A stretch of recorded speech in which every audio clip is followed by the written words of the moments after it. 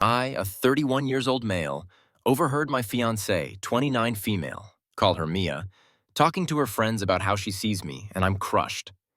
We met in college and remained just casual acquaintances at the time. We both took a couple of the same classes and hung out a few times, stayed in contact, but never too terribly close. We both graduated, and a few years later, we reconnected after randomly running into each other after we unknowingly both moved to the same city. It was around that time that my career really took off. A few senior engineers from my company recruited me for a startup they had been working on. We got a few big clients and venture capitalist funding pretty early on, so within a few years, the money really started to roll in.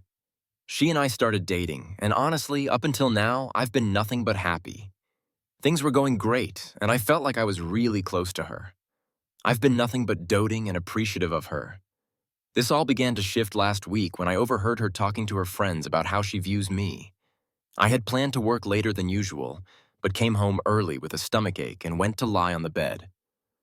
I must have fallen asleep for about 2 hours, but when I woke up, I could hear her in the living room with some of her friends while they were drinking.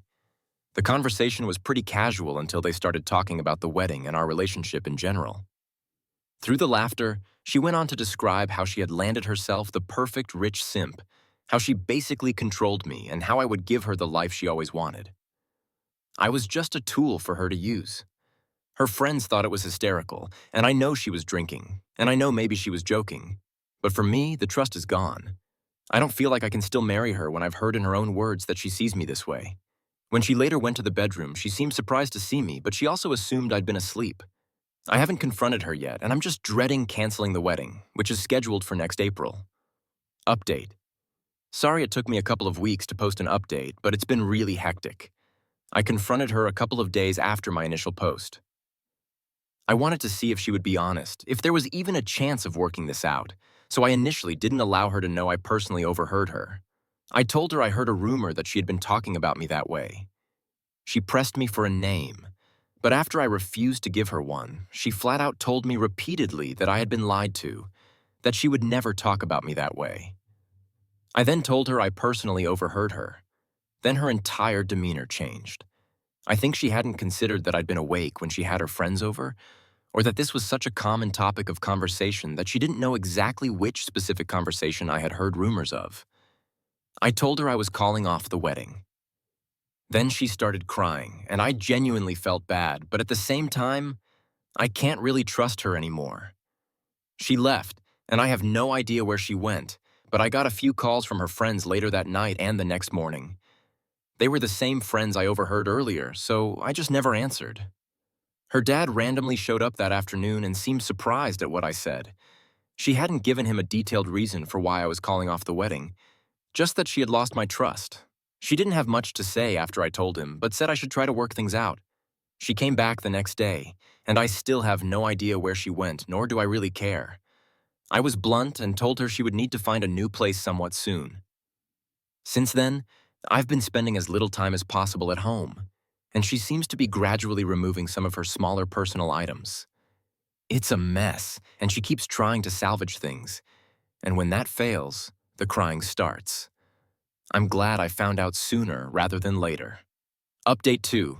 My ex and one of her male friends showed up with a U-Haul to get the last of her stuff over the weekend after my last post. I didn't trust their chemistry together, but I also didn't really care. I didn't even bother to learn if she has a new lease or if she was staying with him. She thankfully left my ring behind, but I don't know what to even do with it.